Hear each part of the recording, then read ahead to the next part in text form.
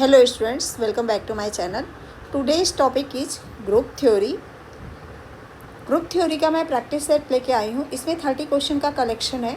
जो most important question है UP TGT, PGT, GIC, KVS, NBS, DSSP, all teaching exam. इसके अलावा जो बच्चे जैम की प्रिपरेशन कर रहे होंगे मैथ से देने के लिए, उनके लिए भी ये क्वेश्चन काफ़ी इंपॉर्टेंट है.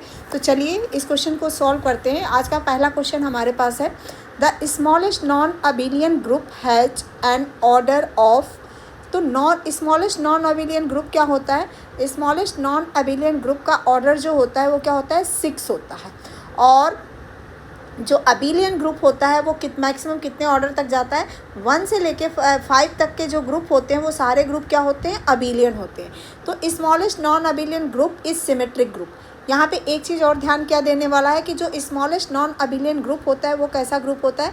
सिमेट्रिक होता है. उसको S3 से रिप्रेजेंट करते हैं. और S3 का ऑर्डर हम कैसे निकालते हैं? तो S3 का जो ऑर्डर होता है वो फैक्टोरियल 3 होता है. एंड फैक्टोरियल 3 की वैल्यू होती है 6. इसका मतलब ये है कि order of S N equal to क्या होता है? Factorial N. और एस एन का जो अल्टरनेटिंग ग्रुप होता है ए एन, उससे रिप्रेजेंट करते हैं. उसका ऑर्डर क्या होता है? Factorial N upon 2. ठीक है. तो नॉन अबिलियन ग्रुप जो होता है वो कैसा ग्रुप होता है? सिमेट्रिक ग्रुप होता है. एक ये भी क्वेश्चन है. और सिमेट्रिक ग्रुप S3 होता है. दूसरा क्वेश्चन यहाँ पे क्या बनता है कि ऑर्डर ऑफ S3 हम कैसे फाइंड आउट करते हैं? तो order of S3 equal to क्या होता है? फैक्टोरियल 3. एंड फैक्टोरियल 3 की वैल्यू क्या होती है? 6 होती है. तो यहाँ पे आपको 3 क्वेश्चन मिला. फर्स्ट क्वेश्चन ये, सेकेंड क्वेश्चन ये, एंड थर्ड क्वेश्चन ऑर्डर. ठीक. इसके बाद देखिए नेक्स्ट क्वेश्चन हमारे पास है, एवरी सब group of a cyclic group is necessary. क्या होता है? एवरी सब group of a cyclic group is necessary. Cyclic and normal. क्या होता है?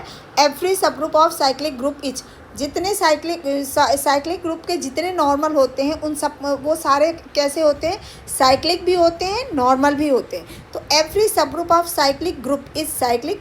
Further more, since every cyclic group is abelian and all its subgroup is normal, hence both B and C are true. और इसको कैसे याद रखेंगे? देखिए CAN, C क्या है? साइक्लिक ग्रुप है. अगर साइक्लिक ग्रुप है तो वो अबिलियन होगा, अबिलियन है तो नॉर्मल होगा. ठीक है. अगर साइक्लिक है तो नॉर्मल होगा ही होगा. लेकिन नॉर्मल है तो कोई ज़रूरी नहीं है कि वो साइक्लिक होगा. साइक्लिक हो भी सकता है, नहीं भी हो सकता. अबिलियन है तो नॉर्मल साइक्लिक हो भी सकता है, नहीं भी हो सकता है. लेकिन अबिलियन है तो नॉर्मल होगा ही होगा. चलिए नेक्स्ट क्वेश्चन पे चलते हैं. Question number 3, Lagrange theorem state that for a finite group G and it's सब ग्रुप H. तो यहाँ पे क्या हो गया? लैग्रांज थ्योरम की स्टेटमेंट क्या है? और order of G divide order of H, order of H divide order of G, order of H equal to order of G and none of this. तो इसमें कौन सा ऑप्शन राइट है? B option हमारा right है. Order of H जो होता है वो क्या करता है? Order of H divide order of G. ये स्टेटमेंट है थ्योरम की. इसके बाद चलिए नेक्स्ट क्वेश्चन पे चलते हैं. The number of generator off finite cyclic group of order 10 etch. क्या पूछ रहा है? Number of generator.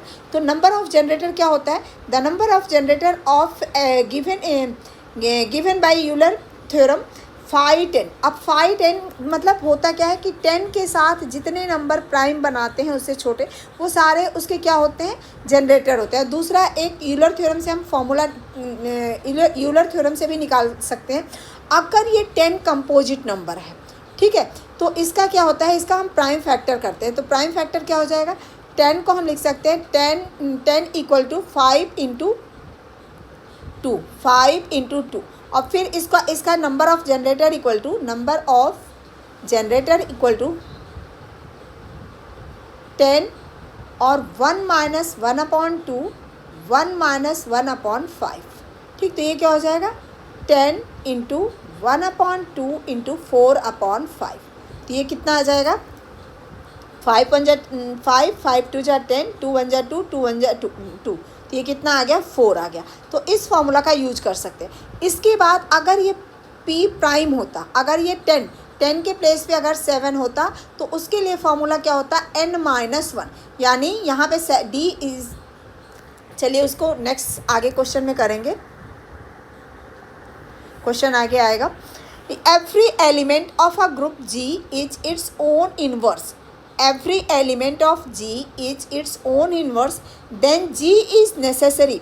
अगर कोई ग्रुप उसका खुद का इन्वर्स है तो क्या कम ज़रूरी है, ग्रुप कैसा होगा, अबिलियन होगा. अगर किसी भी ग्रुप का if every element of a group G has its own inverse then G is necessary abelian. उसके बाद देखिए नेक्स्ट, अबिलियन के लिए एक थ्योरम भी होता है कि A and B belong to G, तो A B equal to A B का होल इन्वर्स इक्वल टू क्या हो जाता है, A B then we have, ये नहीं होगा, A B whole inverse equal to, ये वाली लाइन यहाँ पे मिसप्रिंट है, A B whole inverse equal to B inverse A inverse, और इक्वल टू क्या है, बी ए हो जाता है. क्यों बी ए होता है, क्योंकि ग्रुप में हर एलिमेंट का अपना इन्वर्स एग्जिस्ट करता है. तो बी इन्वर्स अगर ग्रुप में है तो बी इन्वर्स के प्लेस पे हम ए लिख सकते, बी लिख सकते हैं, और ए इन्वर्स के प्लेस पे ए लिख सकते हैं. इसलिए A B equal to B A. तो इसलिए ये क्या हो गया, अबिलियन हो गया. उसके बाद देखिए what is the order of symmetric group of S N. ऊपर मैंने डिस्कस किया था आपसे कि एस एन अगर हमारे पास ग्रुप एक सिमेट्रिक ग्रुप है तो उसका ऑर्डर क्या होगा, फैक्टोरियल एन होगा. उसके बाद देखिए नेक्स्ट क्वेश्चन पे हमारे पास आते हैं. The center Z G is non abelian group of order P Q where P is prime has an order of, तो इसका ऑर्डर क्या हो जाएगा, पी हो जाएगा. ठीक.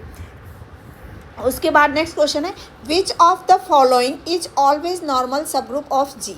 विच of the following is normal sub group of group G. Center G, a Sylow group, as any sub group of prime order, none of this. तो यहाँ पे क्या होता है कि इसका आंसर जो होगा वो सेंटर ऑफ जी होगा. कैसे होगा, the center of G consist an element which commute with all element of G for any belong जी.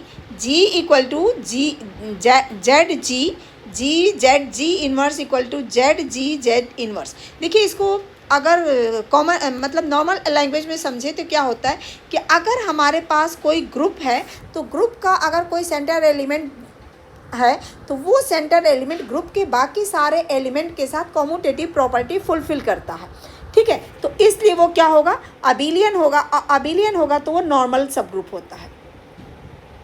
तो यहाँ पे ये कह रहा है the center G the which of the following is always normal sub group of G. तो center of जी जो होता है वो हमेशा नॉर्मल सब ग्रुप होता है, ये आपको याद रखना है. Number of element of order 5 in a group G Z25 is, यानी Z25 में number of element of order 5 कितने होंगे. तो यहाँ पे हम निकालने के लिए क्या करेंगे, ये 5 जो है ये क्या है, प्राइम नंबर है. तो वो Z25 ग्रुप में 5 ऑर्डर के कितने एलिमेंट होंगे. तो इसके लिए फॉर्मूला होता है n, अगर n-1, तो 5 का पूछा है तो 5 - 1 कितना हो जाएगा, 4 हो जाएगा. ठीक, तो कितना आ गया आंसर, 4 आ गया. इसके बाद देखिए नेक्स्ट क्वेश्चन है the intersection of two normal sub group of a group is. तो ऑलवेज नॉर्मल सब ग्रुप क्या हो जाएगा, the intersection of two normal sub group is always a normal sub group. इसी तरह से अगर पूछ सकता है intersection of two sub group is always a sub group. ठीक, तो ये इसके बाद देखिए नेक्स्ट क्वेश्चन है let f such that g to g dash be a group homomorphism then kernel of k is. तो normal sub group of G that, normal sub group of G और non normal sub group of G और not सब group. तो इसमें क्या हो जाएगा, normal sub group of ji. Explanation क्या दिया है, the kernel of a homomorphism F is set of element in G that map to the identity G dash.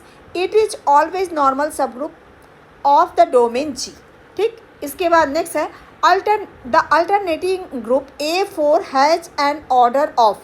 अब A4 है तो A4 का ऑर्डर क्या होगा, तो अभी हमने बताया था कि A4 का ऑर्डर निकालना होगा. तो यहाँ पे देखिए the alternating group AN contain all even permutation of n symbol. It's order exactly half of SN. अगर हमारे पास SN का ऑर्डर क्या हो जाएगा, फैक्टोरियल n हो जाएगा. तो AN का ऑर्डर क्या होगा, फैक्टोरियल n/2 होगा. तो यहाँ किसका पूछ रहा है, A4 का. तो A4 का ऑर्डर क्या हो जाएगा, फैक्टोरियल 4/2. अब फैक्टोरियल 4 की वैल्यू हो जाएगी 24/2 विच इज़ इक्वल टू 12. ठीक, तो हमारा बी ऑप्शन राइट हो जाएगा. चलिए नेक्स्ट क्वेश्चन पे चलते हैं. The index of the alternating group AN in symmetrical group S N is N greater than or equal to 2। तो देखिए यहाँ पे क्या हो जाएगा, ऑप्शन ए राइट हो जाएगा। Index is defined by S N upon A N, S N upon A N equal होता है, ठीक है। Index is defined as S N upon A N, और एस ये हमें पता है कि S A N equal to क्या होता है, एस एन अपॉन 2। तो यहाँ से इंडेक्स और इंडेक्स क्या हो जाएगा, 2 हो जाएगा। तो सब ग्रुप इंडेक्स इज ऑलवेज 2, सब group of index 2 is always normal sub group. तो आपको क्या याद रखना है कि अगर इंडेक्स 2 है तो वो हमेशा क्या होगा, नॉर्मल सब ग्रुप होगा। Index the index of alternative group A N is symmetric S N if N की वैल्यू क्या होगी, इक्वल टू 2 होगा, इंडेक्स 2 का। The order of a group G is prime number P, then G is necessary. G क्या होता है, अगर group का ऑर्डर जो है वो प्राइम नंबर है तो ग्रुप कैसा होता है, साइक्लिक होता है, ठीक। उसका देखिए Kaelin 4 group V4 is an example of. तो कैलिन ग्रुप जो होता है वो कैसा होता है, उसमें जितने एलिमेंट होते हैं हर एलिमेंट का इन्वर्स खुद ही वो होता है। जैसे यहाँ पे ई है तो आइडेंटिटी ई का इन्वर्स क्या होगा, आइडेंटिटी ई ही होगा। यहाँ पे ए एलिमेंट है तो ए का इन्वर्स क्या होगा, खुद ए होगा। बी का इन्वर्स क्या होगा, खुद बी होगा। सी का इन्वर्स क्या होगा, खुद सी होगा, ठीक। तो यहाँ पे अबेलियन होता है बट नॉट साइक्लिक, क्योंकि वो कॉम्यूटेटिव प्रॉपर्टी फुलफिल करता है। इसके बाद देखिए नेक्स्ट क्वेश्चन क्या है, the number of distinct left coset of a subgroup H in a group G is known as index of H in G. The number of distinct left coset of a subgroup H in G is known as. तो उसको हम क्या कहते हैं, किसी भी subgroup में distinct subgroup का जो डिस्टिंक्ट कोसेट होता है, the number of distinct left coset या फिर राइट कोसेट जो होते हैं उनको हम क्या बोलते हैं, इंडेक्स ऑफ एच इन जी, ठीक है। तो बाय देखिए यहाँ पे डिटेल इसका एक्सप्लेनेशन दिया है। By definition the number of distinct coset of H in G is denoted by G such that H and is called index of H in G. तो जो डिस्टिंक्ट कोसेट होते हैं उसी को हम क्या कहते हैं, इंडेक्स ऑफ एच इन जी। इसके बाद देखिए नेक्स्ट क्या है, if a is an element of a group G and order of a equal to n, then the order of a raised to the power k is। तो order of a raised to the power k क्या हो जाएगा, n divided by GCD of n comma k, ठीक। ये direct formula है, इसको याद रखना है। इसके बाद देखिए क्वेश्चन नंबर 18 है, an infinite cyclic group has exactly how many generator. तो जो इन्फानाइट साइक्लिक ग्रुप होता है उसके जनरेटर कितने होते हैं, 1 and -1 होता है। और इन्फानाइट साइक्लिक ग्रुप कौन सा होता है, Z+ जो होता है वो इंटीजर का जो ग्रुप होता है वो इन्फानाइट साइक्लिक ग्रुप होता है। तो इसमें 1 और -1 होता है जिससे हम सारे एलिमेंट को जनरेट कर सकते हैं। और जैसे infinite number of time add करके हम सारे नंबर्स को ऐड कर सकते हैं, ठीक है। इसलिए उसमें कितने जनरेटर होते हैं, अगर पॉजिटिव इंटीजर है तो 1 से ऐड करके निकाल सकते हैं, निगेटिव इंटीजर है तो -1 का यूज करके जनरेट कर सकते हैं। इसलिए 1 और -1 दो जनरेटर होते हैं किसके, इन्फानाइट साइक्लिक ग्रुप के ओनली 2 जनरेटर होते हैं। वो कौन कौन से होते हैं, 1 and -1। तो ऑप्शन क्या हो जाएगा, ऑप्शन इसका बी राइट हो जाएगा, ठीक। इसके बाद चलिए नेक्स्ट पेज चलते हैं। An isomorphism of a group G onto itself is called. Isomorphism ये डिफिनीशन है। An isomorphism of a group G onto itself is called automorphism. उसको क्या बोलते हैं, ऑटोमॉर्फिज्म बोलते हैं, ठीक है। ऑटोमॉर्फिज्म बोलते हैं a bijective 1 and on to homomorphism of a group G to itself is defined as automorphism, ठीक है। What is the order of the element 3 in the group Z4 is, ठीक है। क्या कह रहा है, Z4 प्लस मॉडुलो 4 में जो 3 एलिमेंट है उसका ऑर्डर क्या होगा। तो 3 को हम कितनी बार ऐड करें और फिर 4 से डिवाइड करें कि उसका रिमाइंडर 0 हो जाएगा। तो देखिए 3 + 3 + 3 + 3 इक्वल टू 12, ठीक। और 12 को अगर हम 12 डिवाइडेड बाई 4 करें तो रिमाइंडर r की वैल्यू क्या होगी, 0 होगी। इसका मतलब मिनिमम नंबर ऑफ एलिमेंट कितना हुआ, कितने मिनिमम नंबर ऑफ एलिमेंट हुए जिसको ऐड करने पे हमें रिमाइंडर 0 मिल रहा है 4, तो इसलिए इसका ऑर्डर क्या हो जाएगा 4 हो जाएगा।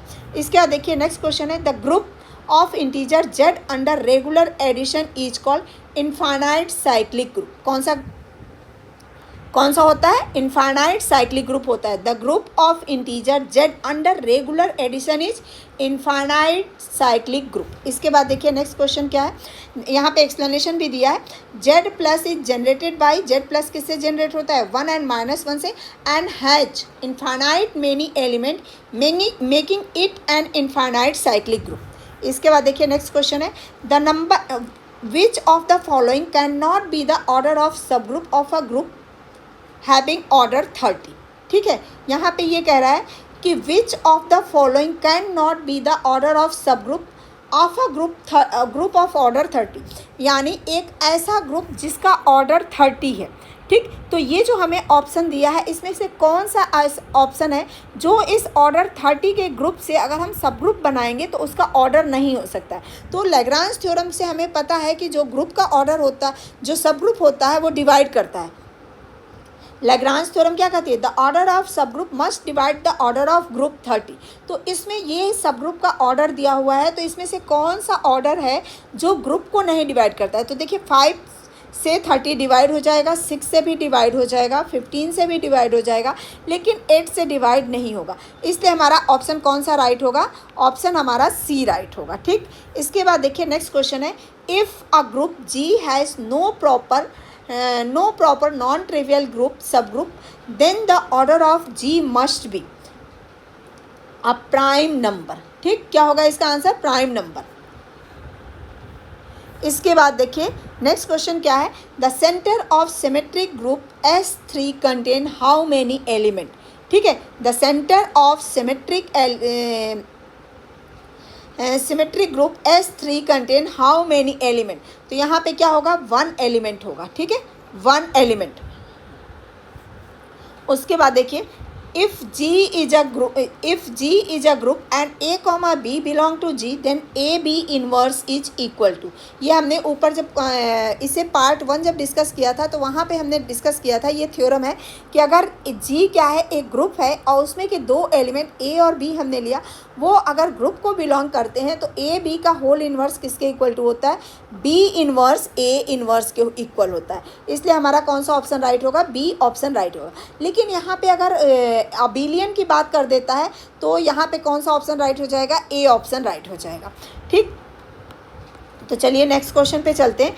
Every group of order strictly less than or equal to 5 is necessary. अगर किसी ग्रुप का ऑर्डर या तो 5 है या 5 से कम है तो वो कैसा होगा? वहाँ पे अबिलियन ग्रुप होगा। कैसा ग्रुप होगा? अबिलियन ग्रुप होगा। ठीक, इसके बाद देखिए नेक्स्ट क्वेश्चन क्या है हमारे पास, the order of permutation 1 3 4 4,5 in S5 each. ये शायद क्वेश्चन हमारे TGT एग्जाम में पूछा गया था। What is the order of the permutation 1 2 3 and 4,5 in S3 etch. तो यहाँ पे डिस्टिंक्ट एलिमेंट कितने हैं? 3 हैं। इसमें डिस्टिंक्ट एलिमेंट कितने हैं? 2 हैं। तो 3 और 2 का जो LCM होगा वो क्या होगा? इस S5 का ऑर्डर होगा। ठीक, तो LCM of 2 and 3, LCM of